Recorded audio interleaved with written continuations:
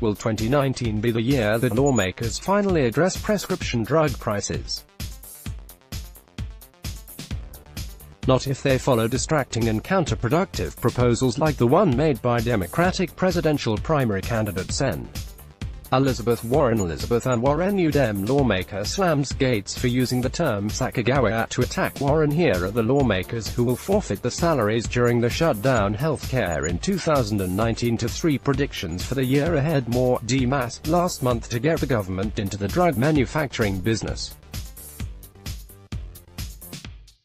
Warren's Affordable Drug Manufacturing Act would create an Office of Drug Manufacturing that would manufacture select generic drugs at a fair price. In typical Warren argot, she justifies her proposal by claiming, in market after market, competition is dying as a handful of giant companies spend millions to rig the rules, insulate themselves from accountability, and line their pockets at the expense of American families. The federal government can't even run the post office or the DMV, yet Warren wants it involved in the enormously complex process of generic drug production. While she implies that eliminating profits and pricing drugs at cost will generate savings, historical experience in every industry shows that the profit motive is the only way to keep costs low.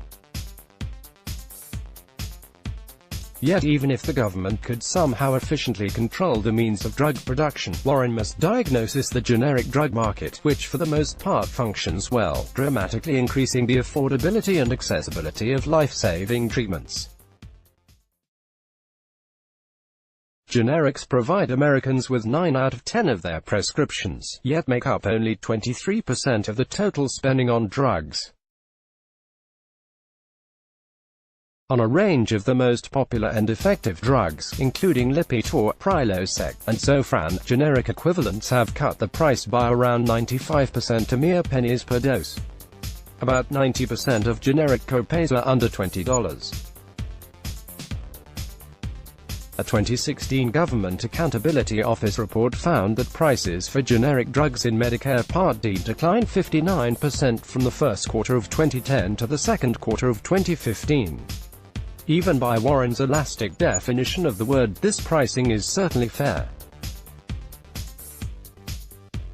Because generic drug manufacturers don't need to recoup research and development, Warren points to a handful of well-publicized examples of generic drugs like insulin where the list prices have skyrocketed in recent years.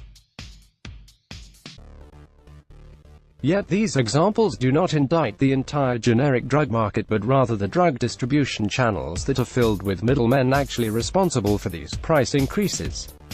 Consider, while the list price of insulin has more than doubled since 2011, the net price has remained flat.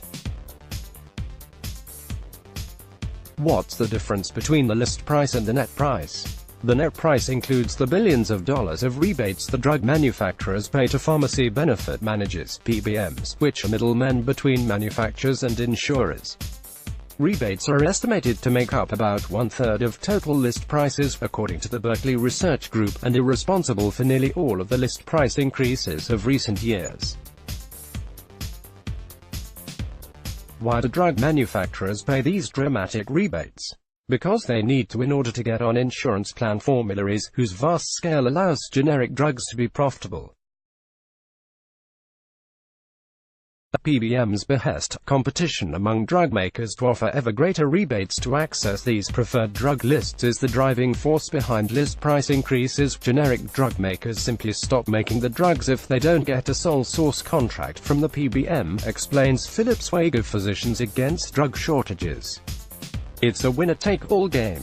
This Soviet-style dynamic, not anything inherently to do with the generic drug market, is at the root of any Warrenista competition is dying analysis of the drug market. In theory, these rebates to PBMs are supposed to be passed on to patients in the form of lower drug prices. In practice, they drive up list prices and are partially used by insurers to lower overall employer plan costs. While lower premiums are nice, this is cold comfort for the sick patients who pay significantly more for the prescription drugs as a result. Under this system, the sick subsidize the healthy.